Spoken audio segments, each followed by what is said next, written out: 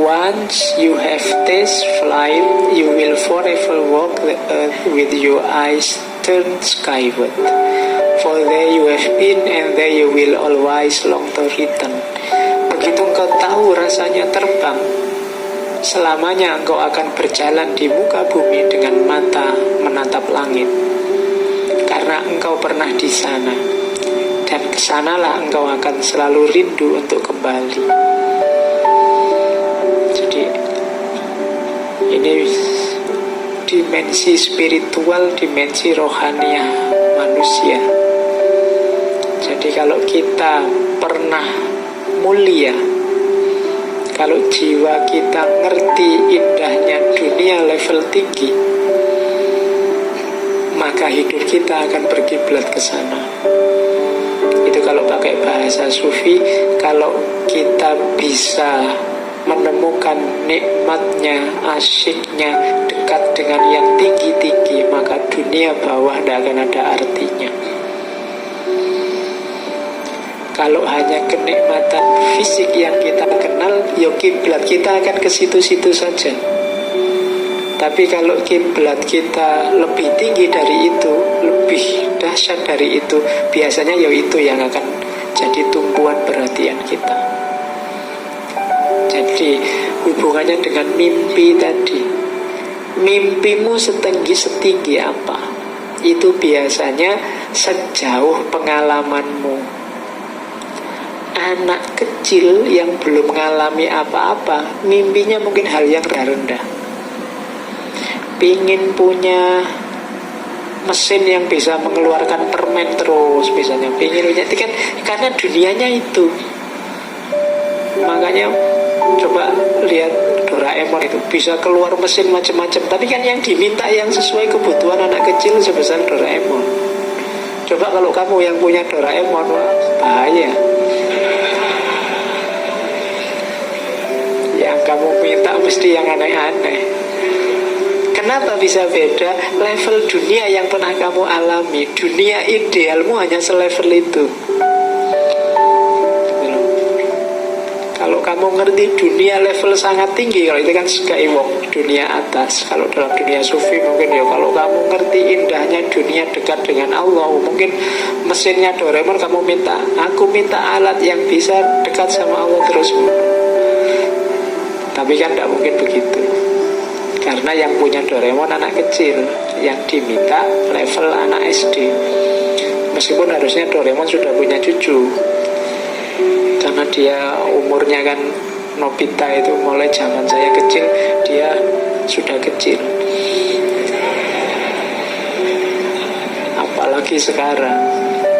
Kayak jadi mimpinya orang biasanya sejauh pengalamannya dia. Kalau dia mengalami dunia level tinggi, maka itu yang akan dia kejar. Tapi kalau hanya dunia level rendah yang pernah dia alami, ya mimpinya tidak akan jauh-jauh dari itu. Itu kayak ceritanya Khalil Gibran tentang perdebatan antara pohon kelapa dan rumput. Jadi satu ketika rumput ini mengejek pohon kelapa, ngapain kamu tinggi-tinggi? Kalau ada angin besar kamu akan roboh, patah, jatuh. Mbok kayak aku ini, di bawah saja enak. Ada angin, ada gempa, ada aman, aku tidak roboh-roboh. Aku cuma kecil terus lentur. Tapi katanya pohon kelapa enggak. Kamu di bawah ya, yang bisa kamu lihat hanya dunia kecil sekelilingmu saja. Meskipun resikonya ya juga kecil. Aku tinggi, resikoku besar, tapi aku bisa melihat dunia lebih luas dibandingkan dirimu. Ya memang beresiko, mungkin ada angin, ada gempa, ada apa, aku akan roboh, mati. Tapi aku sudah tahu dunia yang lebih luas dan lebih indah. Sementara engkau mungkin umurmu panjang, tapi ngertimu hanya itu-itu saja. Nah itu kamu cari di buku-bukunya Khalil Gibran ada. Oke, terus nah ini kamu ingat-ingat ya, tipuan paling besar yang dialami oleh manusia itu bukan karena ditipu orang lain, tapi karena ditipu oleh pandangannya sendiri. Banyak orang yang tertipu, terjebak oleh pandangannya sendiri. Biasanya kecenderungannya orang itu kalau merasa menemukan kebenaran, merasa cocok dengan satu pandangan, terus dia berhenti di situ.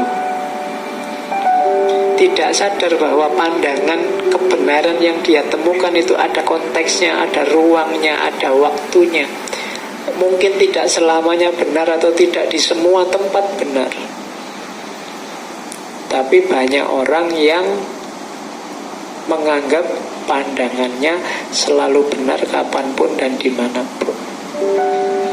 Akhirnya apa? Dia tertipu oleh pandangannya sendiri. Jadi ya, hidupnya akan susah karena pandangannya sendiri. Jadi coba kamu cek ya dalam hidupmu, mungkin kebenaran-kebenaran, wawasan-wawasan, pemahaman-pemahaman yang kamu miliki, jangan-jangan itu yang membuat hidupmu susah. Jadi kamu tertipu oleh pandanganmu sendiri tentang kebenaran.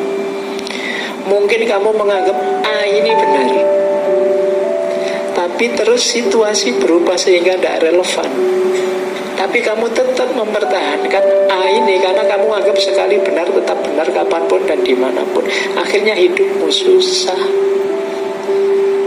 karena tidak nyambung dengan kenyataan. Jadi tipuan paling besar yang diderita manusia adalah dari pandangannya sendiri. Maka sering-sering istighfar. Kamu ternyata yang banyak menyusahkanmu itu tidak dari luar dirimu, tapi dirimu sendiri.